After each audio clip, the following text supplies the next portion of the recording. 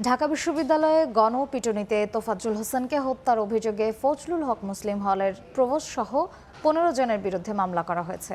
দুপুরে ঢাকার সিএমএম আদালতে তোফাজ্জলের ফুফাতো বোন আসমা আক্তার এ মামলা করেন। শাহবাগ থানায় মামলা তদন্তের নির্দেশ দেন আদালত।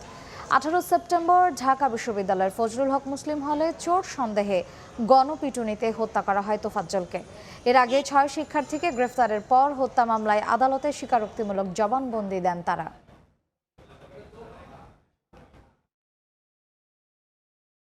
ওর যেখানে সবাই মিলে মারছে সেখানে 15 থেকে 20 জন আসামি ছিল।